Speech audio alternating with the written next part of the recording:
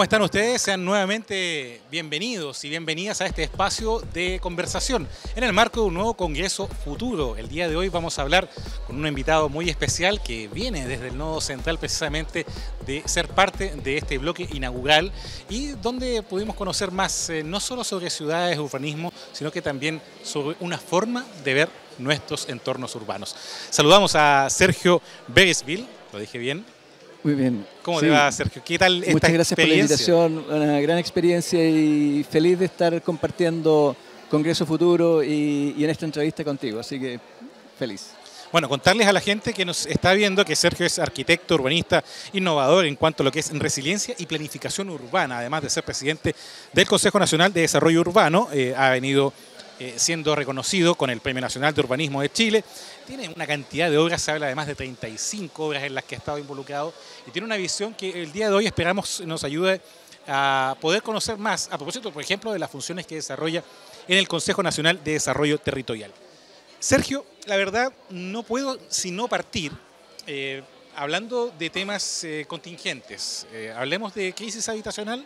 ¿Perdón? Crisis habitacional, Perfecto. porque estamos en medio de un desafío que solo en el año 2024 debiera tener un avance al menos de 40% en las políticas para poder paliar el déficit que se habla de 600.000 viviendas. La Cacena hablaba de 552.000 aproximadamente. Se quiere construir al menos 260.000 en esta administración. Pero más que reparar en las causas de cómo llegamos a este punto, esto también, como todas las crisis, es una oportunidad, ¿no?, para replantear ciertos modelos de vida en comunidad, sobre todo cuando hablamos de algo tan sensible como las viviendas sociales, ¿no? Sí. Bueno, la crisis, como lo dice su propio nombre, habitacional, es una situación tremenda. Los números que tú mencionas pueden incluso ser aún mucho más alarmantes, del orden de 640.000 a 1.000.000, en el caso de que se incorporen algunas variables de viviendas que están en condiciones irrecuperables, o los campamentos y otros componentes que finalmente, con todo, nos representan un escenario de un desafío gigantesco.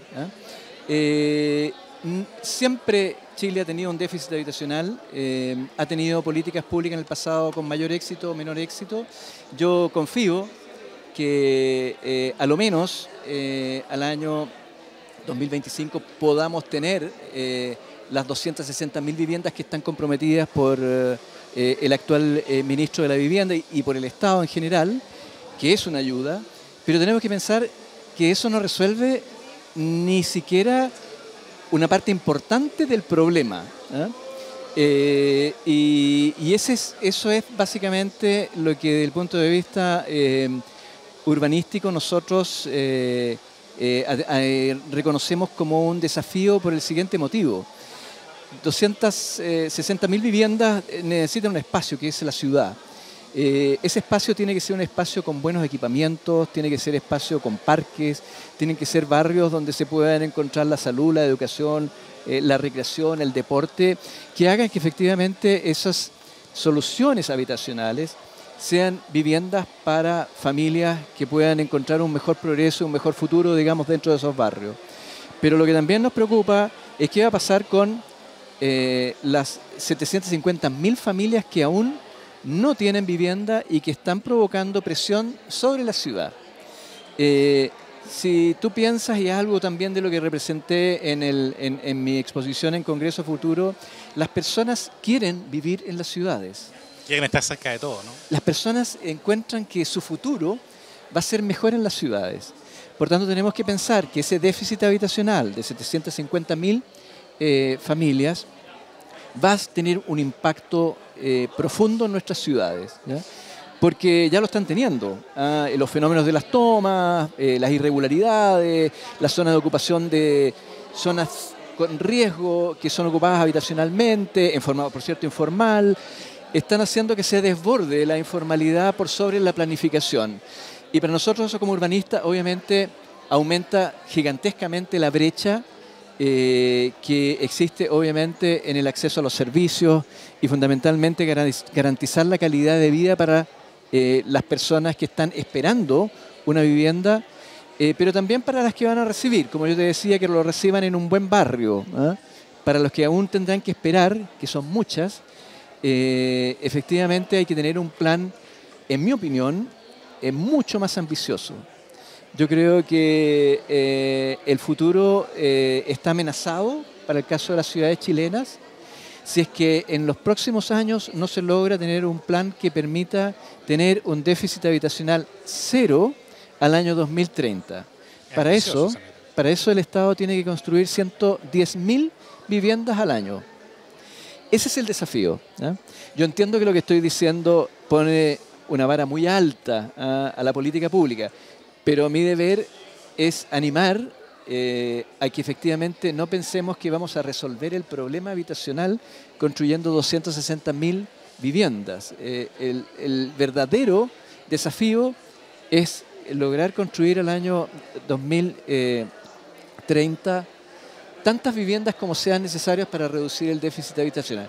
Y es posible, ¿eh? Es posible, hay algunos estudios de déficit cero que lo demuestran, pero hay que empujar a que de 50.000, 55.000 viviendas que estamos construyendo hoy día, podamos construir 110.000, como se hizo en la década de los 90. Eso te iba a preguntar. Pero ojo que en la década de los 90 no es ningún ejemplo porque las casas eran más pequeñas, de mala calidad y a veces en barrios que ni siquiera eran barrios. Por tanto, estándares eran otros. Eran otros, sí. Sergio, te quiero preguntar también a propósito de eso mismo. En Huechuraba, el proyecto de edificios 5 pisos, no sé si estás muy al tanto, se habla de viviendas de pequeños condominios de 3 pisos. A uno se le recuerda un poco la situación de Aravena, ¿no? Con estas casas que se hicieron post terremoto. Y sin embargo, ya comenzaron las críticas con eso, con la forma en que estaban dispuestas. ¿Tú cómo miras precisamente ese tipo de iniciativas que, claro, no tienen otro fin que ir precisamente en la dirección en que tú apuntas? Sí, bueno, cuando uno dice es posible al año 2030 reducir el déficit fundamental, digamos, habitacional en Chile, es porque está pensando no solamente en la provisión de casas, no está pensando no solamente en viviendas prefabricadas, que está pensando a lo mejor en un modelo de concesiones habitacionales, ¿ya? A lo mejor también pensando en viviendas incrementales, como ha planteado Alejandro Aravena, y que es algo que se hizo en el pasado, ¿eh? Hay buena experiencia de viviendas incrementales en Chile, ¿ya?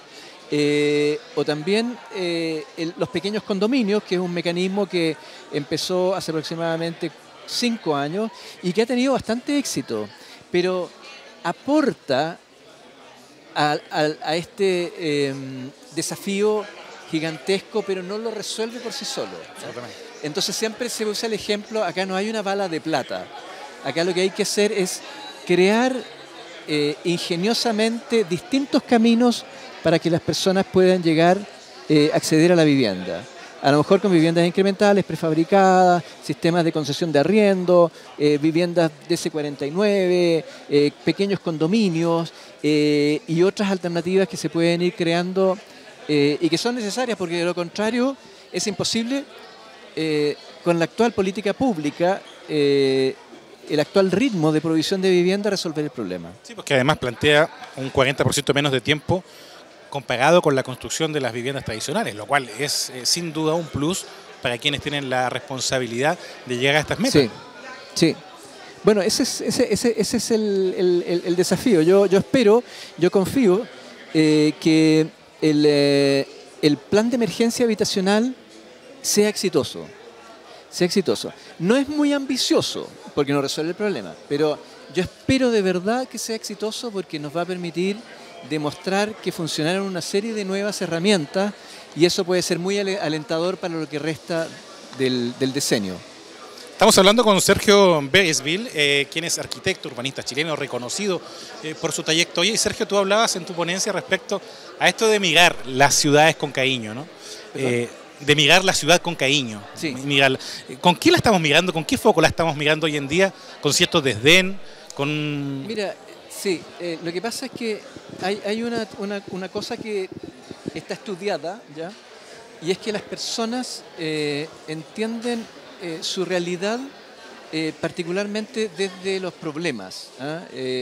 Más que de las oportunidades a veces, o más que de las virtuosidades que tienen un entorno, un barrio, su propia casa, su propia vida, ¿ah?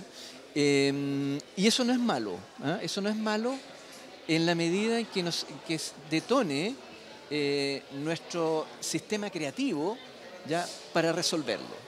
Si nos quedamos obviamente en la percepción de ir mirando las brechas de las cuales yo hablaba hoy día, que son todas estas cosas que están alejadas de las metas o del imaginario que nosotros queremos y producen una brecha.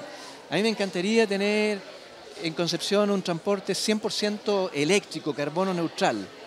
No lo tenemos. Tenemos un sistema, por el contrario, absolutamente basado en la combustión tradicional. Hay una brecha entre mi expectativa y lo que hoy día hay. Bueno, si yo efectivamente solo me quedo con la percepción de disconformidad de la brecha, difícilmente puedo ser creativo para resolverlo, por un lado, ¿ya? Pero por otro, la brecha es la que tiene que invitar a las políticas públicas a actuar y a tener metas exigentes que permita efectivamente tener lo que yo llamaba un imaginario.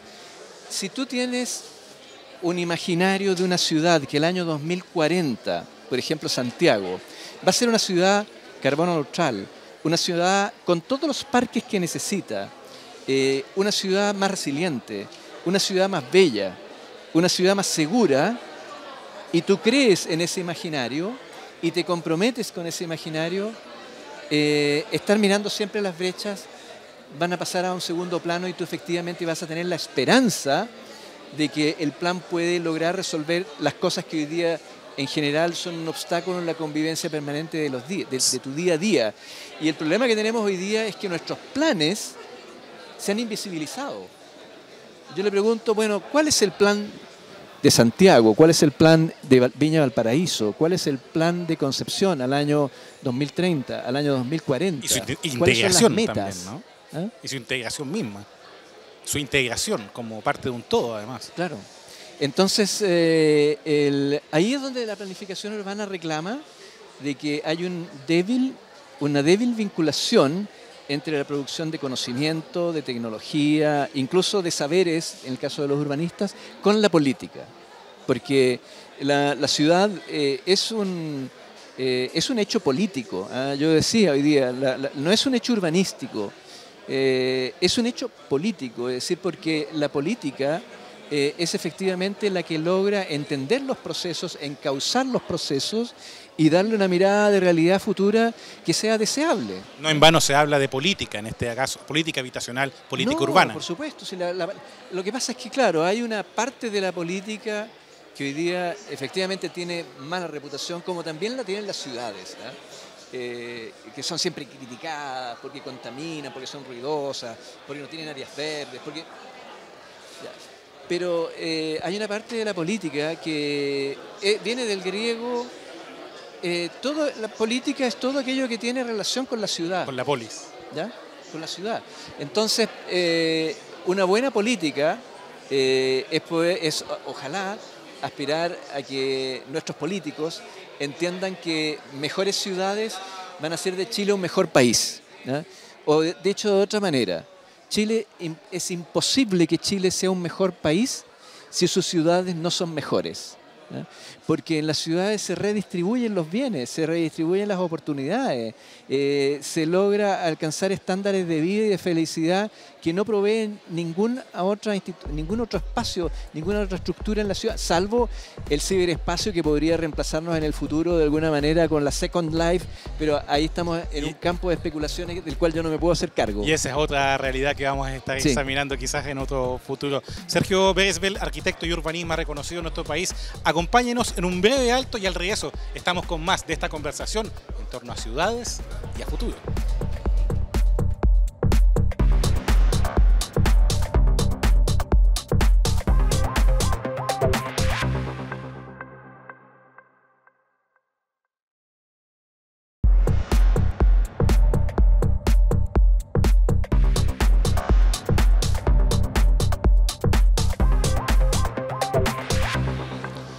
Retomamos el diálogo en el marco del Congreso Futuro para continuar conversando sobre arquitectura, ciudad, urbanismo, las ciudades del futuro también con Sergio Beresville. Sergio, que quería preguntarte, me quedó dando vueltas al final del bloque 1, la forma en que podemos llegar finalmente a medir cómo está el progreso y el mejoramiento en las propias ciudades y centros urbanos, hablemos en general. Yo te mencionaba que están estos rankings que se elaboran de calidad de vida, sí, donde cada tanto, por ejemplo, sale Valdivia, por ahí destacada Viña del Mar, pero hay otros organismos, otros instrumentos más sociales, como la CACEN. ¿Cómo podemos medir finalmente, a nivel de percepción ciudadana, que finalmente también es la que vale, el progreso que se va dando en las ciudades para tener esas ciudades de las que tú hablabas más sensitivas, más resolutivas, más resilientes? Sí, mira, en eso, en los últimos 20 años se ha producido una pequeña gran revolución, ¿eh? En el sentido de que se ha empezado a poder medir muchas cosas que por muchos años no se midieron y que entregan datos relevantes. Por ejemplo, poder medir hoy día la cercanía de una persona a un área verde, por ejemplo. ¿Cuánta área verde hay para esa persona en ese barrio? ¿Ya? O qué distancia tiene el transporte público, o a qué distancia tiene un centro de salud, o a qué distancia tiene un centro educacional, ¿ya? O deportivo. Esa métrica, que se le llama indicadores, se convierte a veces en índices, que son los que producen los rankings. Yo soy bien crítico de los rankings. Creo que los rankings tienen siempre una caja negra en la cual se ponderan cosas que uno nunca sabe, y de repente pasa que una comuna que uno la mira aparece en un ranking muy elevado y otra que uno admira aparece en un ranking muy bajo.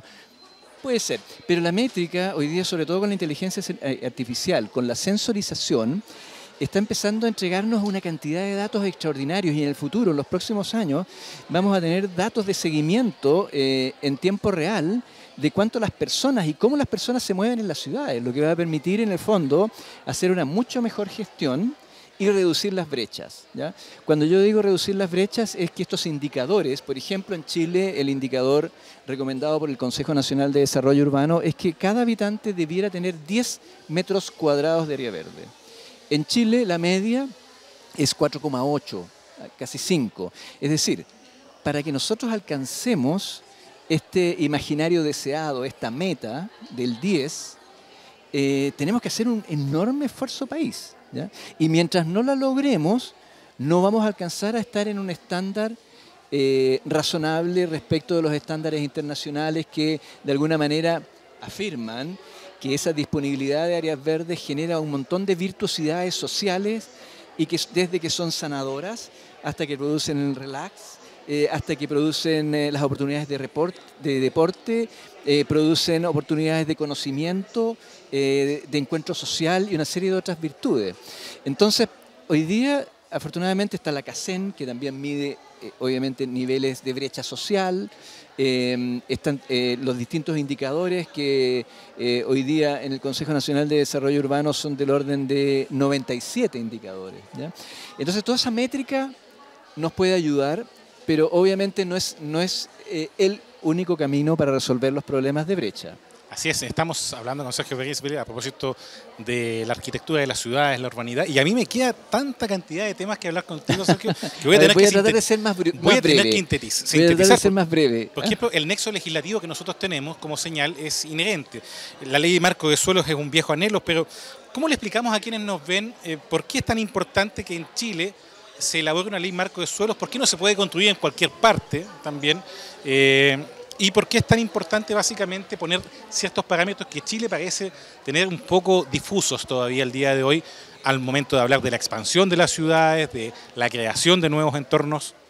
Mira, lo que ocurre, Cristian, es que dicho descarnadamente, y a lo mejor no es lo más correcto desde el punto de vista político, es que en general para la política parlamentaria la ciudad resulta un constructo complejo, ¿ya?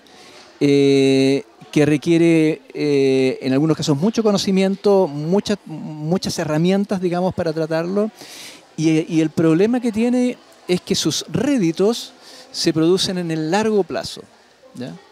Por tanto, en la política de los 4 años, digamos, de la administración en general, de los municipios, por ejemplo, o de los propios gobiernos, la ciudad no tiene oportunidades de transformarse en uno de los ejes políticos de sus propios gobiernos y de sus propias discusiones, porque ocurre que probablemente en 4 años no va a haber los resultados, porque los resultados se alcanzan a largo plazo, ¿ya? Entonces, esta inapetencia política se entiende por eso. Yo lo justifico. Yo entiendo que un alcalde diga, pucha, yo prefiero construir pequeñas plazas. Se vean resultados. Plazas que se vean en los barrios antes de que yo empiece a resolver el problema de la carbono neutralidad, que lo voy a resolver el año 2050. ¿Ya? Yo lo entiendo, ¿ya? Pero el desafío que surge ahí es que de alguna manera tiene que haber un bucle mucho más estrecho entre la política pública, los políticos y los objetivos de la planificación en las ciudades, y que hoy día no está. Quiero, a propósito de planificación de ciudad, venimos pasando por un tema que no podemos pasar como desapercibido. Hablamos del centro, de los centros urbanos en nuestro país. Sí. Tuvimos 2 efectos añadidos acá en Chile, que a diferencia del resto del mundo que vivió pandemia, nosotros tuvimos también en la previa un estallido social. Sí. Y además tenemos temas como el comercio ambulante en grandes centros urbanos, Sí. como Concepción, Santiago, Valparaíso, Viña del Mar, entre otros. ¿Cómo hacemos? ¿Qué lectura se puede hacer desde el punto de vista del urbanismo, básicamente, ante esta cotidianidad que está marcando los barrios cívicos y los cascos históricos de las grandes ciudades de nuestro país? Mira, ahí hay un problema, Cristian, que es fundamental y que probablemente es el más difícil de resolver. Pero si no hay seguridad en el espacio público, no hay seguridad en la ciudad, todos los demás componentes empiezan a flaquear y empiezan a tener, en el fondo, disrupciones que finalmente nos alejan de los objetivos. O sea, la seguridad en el espacio público, por ejemplo, permite que las personas usen el espacio público y generen convivencia social, cultura, encuentro, todos los elementos, toda la reproducción social de una ciudad se produce en el espacio público en la práctica. Pero si ese espacio público es inseguro, estamos en el fondo cortando el cable más importante de la conexión social. Nos farreamos un poquito la oportunidad, perdón Sergio, post pandemia, de potenciar la ciclovía, los paseos peatonales. Yo creo que se hizo bastante en la pandemia, creo que mucho de eso quedó, pero obviamente hoy día los problemas de las ciudades probablemente están en varios de los elementos que ya hemos conversado en el primer bloque, el exceso de informalidad en términos de crecimiento y de expansión de la ciudad, el exceso de informalidad en la ciudad que se transforma en fenómenos de inseguridad y la incerteza que es no tener un plan de ciudad.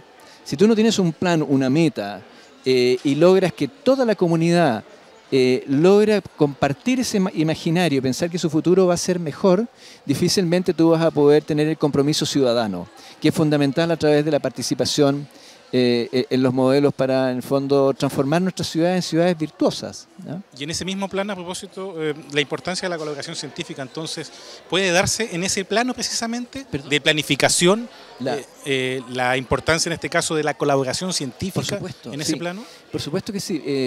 Yo aquí destaco Congreso Ciudades, que fue una iniciativa que se realizó el año pasado, que fue muy potente, porque se invitaron a muchísimos actores del mundo científico, de las aulas, de la academia, a compartir sus conocimientos, ¿no? Junto con parlamentarios que tuvieron la posibilidad de enriquecerse de esas visiones. Yo creo que ese esfuerzo es muy, muy notable. Yo espero que eso se pueda, el año 2024, fortalecer mucho más, porque volvemos a lo que habíamos conversado anterior. La política, o sea, la ciudad es un hecho político y sin una buena política pública que venga del genuino corazón de los políticos, de comprometerse con las ciudades, nuestras ciudades no van a mejorar. Si nuestras ciudades no mejoran, nuestra calidad de vida tampoco. ¿En qué ley deberíamos, por ejemplo, en tu caso personal, avanzar? Para mí la ley prioridad?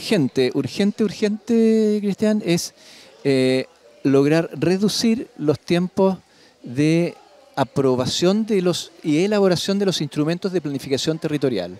Te voy a dar solamente un par de datos. Hoy día hacer un plan regulador, que es el que decide más o menos cómo queremos que la ciudad sea en el futuro, tiene un promedio de 8 años. ¿Ya? En 8 años, cuando ese instrumento entra en rigor, ya la ciudad cambió. Otra cosa, el promedio de los planes reguladores en Chile en la antigüedad es de 15 años. ¿Ya? Es decir, son planes que se hicieron cuando no existía Instagram, cuando no existía probablemente Facebook, no existía, digamos, la inteligencia artificial, ni siquiera se hablaba de cambio climático. Entonces tenemos un rezago en nuestros planes que depende única y exclusivamente de una ley hoy día que es muy antigua, que le ha ido agregando elementos permanentemente para aseguramiento de la calidad, pero que ha extendido los plazos de la planificación a 8 años. Y te doy solamente un ejemplo, porque hay planos que se han demorado hasta 15 años. Hay planos que ni siquiera se han aprobado, como el de Valparaíso, el mismo de Santiago. No se han podido aprobar, el metropolitanos me refiero. Eso es gravísimo porque significa que estamos a la deriva y como yo bien planteaba, hay que crear este bucle entre el fenómeno social y los objetivos de ciudad, la planificación, un imaginario deseable. Y eso requiere un proyecto de ley.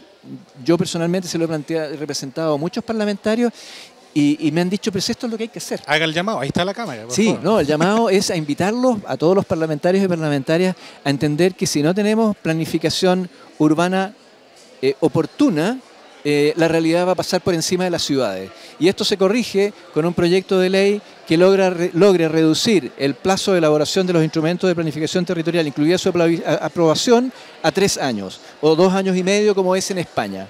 Entonces la invitación es que se puede, en otras partes del mundo se hace, pero en Chile estamos con un rezago que cada día se hace más agudo y está deteriorando, por cierto, aumentando la brecha entre la realidad y la planificación. Sergio, aprovechando ya en el cierre de este bloque 2 y aprovechando el Congreso Futuro, ¿cuál es tu futuro posible? A propósito de ese mismo, ¿cuál es tu futuro posible?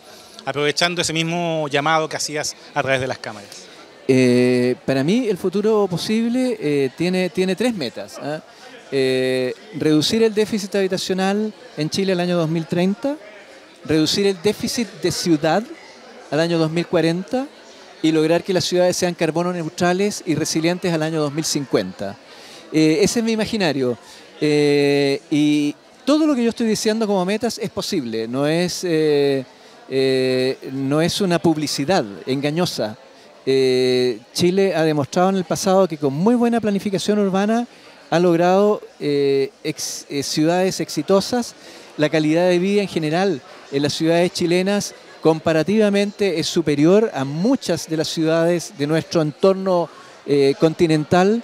Por tanto, miremos la ciudad con optimismo, miremos tratando de encontrar las cosas bellas. Con cariño. Y ese ánimo, esa motivación nos tiene que inspirar para reducir las brechas que hay entre el acceso a los servicios, a los bienes y que afectan hoy día a las personas y que le impide probablemente enfrentar el futuro con certidumbre. Sergio Beresville, arquitecto urbanista reconocido por su experiencia, su experticia en este campo. Queremos agradecerte esta conversación que has tenido el día de hoy con nosotros. Me quedaron una cantidad de temas. Te iba a preguntar por el tema de las explanadas, esta devoción que hay por las explanadas, por la falta de sombras y de espacio. Pero, por favor, con el micrófono para que te escuchemos. No, ¿ah? Con el micrófono para que te escuchemos. Algo mío es. No, que efectivamente yo soy uno de los enemigos número 1 Somos dos, del diseño urbano de las explanadas inertes, explanadas que son islas de calor, explanadas que han sido llamadas plazas duras.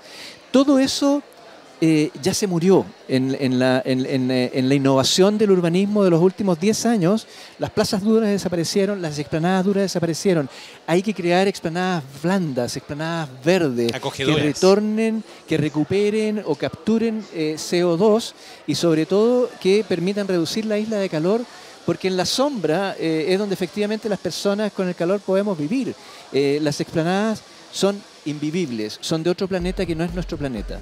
Usted lo escuchó, lo dijo Sergio Beresville, no lo dije yo, a pesar de que compartimos en este caso el punto. Sergio, un agrado conversar contigo y muchas gracias por este diálogo en el marco de Congreso Futuro. Así es.